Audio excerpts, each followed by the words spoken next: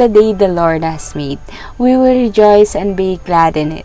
Good evening everyone, this is Marra Nolasco and welcome to Tonight with Matthew 5:16. The why behind this simple message is for us to be inspired from the different characters in the Bible, ordinary men and women who had an encounter with God.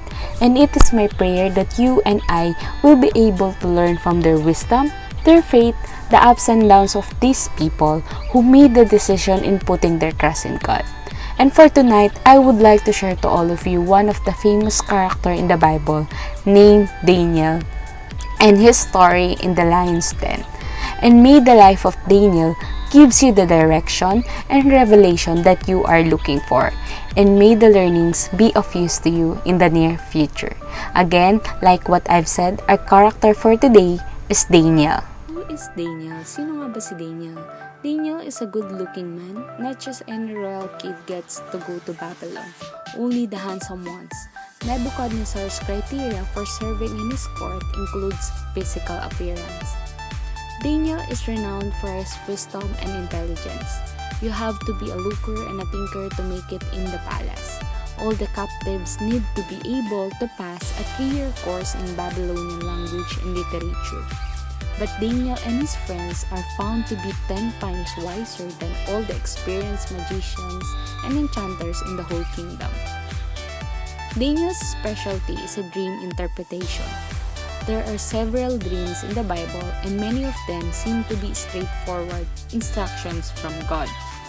He is the only person who can interpret some of the most troubling dreams and visions for Nebuchadnezzar and his son Belshazzar. And the Daniel's Chaldean name is Belteshazzar. And let's go directly to the story of Daniel in the lion's den and the lesson we can learn from him. Mababasa natin ito sa Daniel chapter 6 of Old Testament.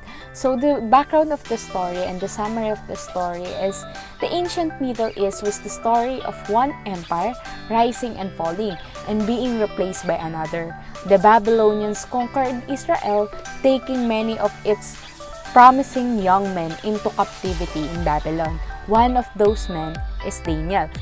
And some Bible scholars speculate that the Babylonians' captivity was both an act of God's discipline for Israel and a way to teach them necessary skills in commerce and government administration. Even though ancient Babylon was a pagan nation, it was a highly advanced and organized civilization. And the king of Babylon that time was King Darius, and there are 3 administrations under his government. And one of his government official was Daniel. Yes, our character for today. Why he chose Daniel? Because Daniel is faithful, honest, hardworking, and most important is obedient to God. He remained faithful and obedient to God despite and in spite of circumstances arise. Daniel is loyal, faithful, and malaki yung takot niya sa Diyos. And he remained obedient to God despite and in spite of circumstances. That is the reason kung bakit naging maayos ang pamumuno niya during his government service. Naging maayos, walang bahid ng kamalian, walang bahid ng korupsyon. Yan ang naging rason kung bakit siya kinainggitan ng other government official. So gumawa sila ng paraan para hanapan ng butas, para hanapan ng kamalian si Daniel. Kasi nga according to Bible, according also to some scholar, there are zero reason paano mo masasabihan ng kamalian o paano mo masasabihan na hindi naging faithful si Daniel sa Lord. At hindi matutumbasan ng kahit ano paman ang pananampalataya ni Daniel kay Lord, at the same time being hardworking and honest in serving the government, in serving the king, in serving the nation. So, ito yung kinainggitan ng other government officials sa kanya. So, they tried to use Daniel's faith in God against him. Kasi nga yun lang naman talaga ang nagiging source of strength ni Daniel. And yun yung gustong tirahin ng mga kalaban ng mga other government official. Grabe yung nagagawa ng inggit, no? Lahat gagawin kahit mali. In the sight of the Lord, gagawin talaga. That is why it is really important for us we must be contented for what we have. We must be grateful kung ano yung meron tayo. Kasi hindi natin alam kung gaano kalala yung pwedeng gawin ng inggit sa buhay natin. So they tried to use Daniel's faith in God against him. So ginamit nila, yun lang ang nakikita nilang way para makakitaan ng kamalian si Daniel. So they tricked King Darius into passing a 30-day decree that said anyone who prayed to another god or man other than the king would be thrown in the lions. Sa matinding kainggitan, inusisa ng mga government official ang King Darius para magpatupad ng batas na sa loob ng 30 days wala kang ibang sasambahin na Panginoon o na Diyos maliban sa hari. Wala kang ibang sasambahin kundi ang karampatang parusa na ibibigay sa iyo is ipapatapon ka sa lion's den, ipapatapon ka sa lugar, sa cave ng mga lions. King Darius into passing a 30-day decree, nagogi itong mga government official because most of the government official that time is against to Daniel because Daniel is faithful, hardworking, and obedient to God. And now, when Daniel learned that the decree had been published, he went home to his upstairs room where the windows opened toward Jerusalem. 3 times a day, he got down on his knees and prayed, giving thanks to his God, just as he had done before. Yes, after madinig ni Daniel, yung law is already signed by the king, and again, before kapag ang law is already given, already signed by the king, hindi na to pwedeng baguhin, hindi na to pwedeng bawiin kahit labag man sa kalooban ng king yung ginawa niya. And then these men went as a group and found Daniel praying and asking God for help. Diba? Sabi nga, bawal sumamba. Pinirmahan na yung law na bawal sumamba sa loob ng 30 days sa mga Diyos, kung sino man ang iyong sinasamba. So they went to the king and spoke to him and about his royal decree. Did you not publish a decree that during the next 30 days, anyone who prays to any god or human being except to you, your majesty, would be thrown into the lion's den? And in Daniel chapter 6 verse 13, then they said to the king, Daniel, who is one of the exiles from Judah, pays no attention to you, your majesty, or to the decree you put in writing. He is still praised 3 times a day. Again, he is still praised 3 times a day. Alam na ni Daniel kung anong pwedeng mangyari sa kanya kapag nakita siya ng mga other government official na nananalangin kasi nga ginawan na at na-signed na ng king, pinirmahan na ng king yung law na kapag ikay nanalangin at mahuli ka sa nanalangin sa iyong Diyos o sumasamba ka sa iyong Diyos at nahuli ka ay pwede kang ipatapon sa lion's den, pwede kang dalhin sa lion's den. And hindi natatakot si Daniel doon because he still prays 3 times a day. He knew na minamanmanan siya, he knew na it's a trap, and he knew who God is because he who promises faithful na hindi siya pababayaan. He knew na kapag ginawa niya yung tama in the eyes of the Lord, ginawa niya kung ano yung commandment ni Lord, hindi siya pababayaan, and he knew who God is. It is important for us na dapat kilala natin si Lord. Kilala natin yung promises niya, alam natin yung words niya, alam natin yung wisdom niya. And Daniel knew na minamanmanan siya ng other government official because it is the only way na makitaan siya ng butas because the law is already signed and already given. And Daniel is a man with extraordinary integrity and strength that comes from God. He is the same whether you are watching. And upon reading the story of Daniel in the lion's den, it also for us to remind us to assess ourselves also. Are we the same? Meron man nakatingin o wala?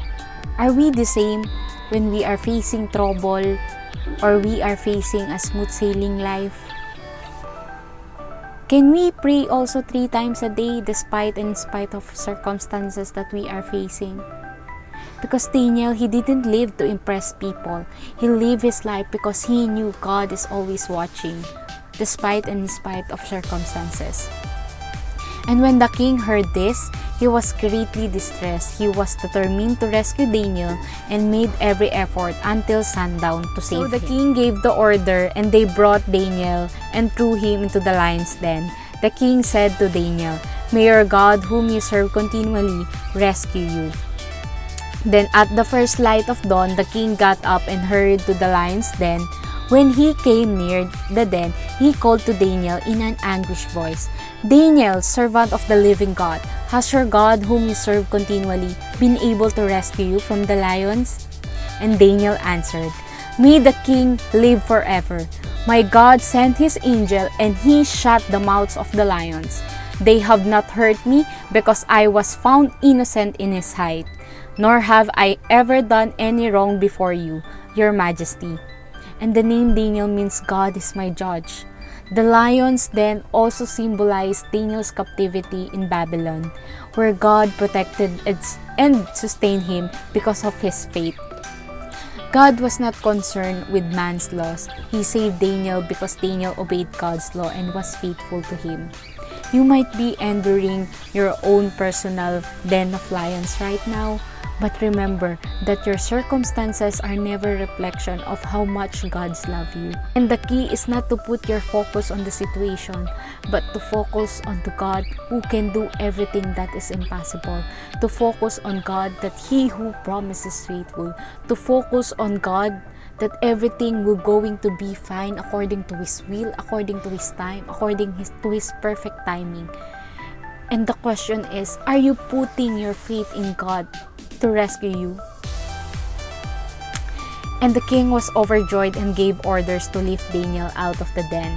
And when Daniel was lifted from the dead, no wound was found on him, because he had trusted in his God. And what are the lessons we can learn? There are plenty of lessons we can learn from Daniel in the lion's den. Daniel knew that the Jerusalem had been broken down, but yet he prayed with expectation. But even those things look bad, God does not finish yet. Yes, God does not finish yet. Also us, we need to set our prayer of expectation. Now when Daniel learned that the decree had been published, he went home to his upstairs room where the windows opened toward Jerusalem. 3 times a day he got down on his knees and prayed, giving thanks to his God, just as he had done before. It looks bad now, but I'm trusting your promises are true, and everything you've declared will come to pass, Lord. He prayed with faith and with humility. He got down on his knees and prayed because this is how Daniel showing his faith and humility to our God.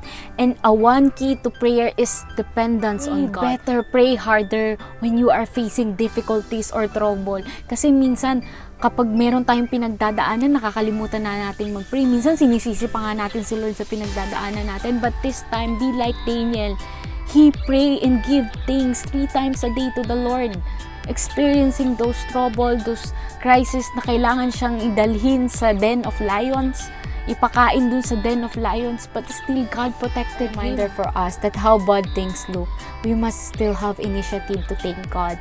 It doesn't matter how heavy the burden is. We must have that faith to thank God. Like what Daniel did.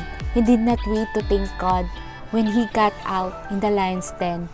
While trouble is still all around, he gave thanks to God for His goodness, His mercy, His love, His wisdom, and His faithfulness. And there's trouble all around, but you still got a lot to thank God for. There you have it, the life of Daniel in the lion's den. Hoping to see you again on Monday as we discover another ordinary man or woman who had an encounter with God and decided to put their trust in Him. And my prayer is that may you and I will be given the same opportunity to encounter God the way those characters encountered Him. A blessed and wonderful evening to all of us.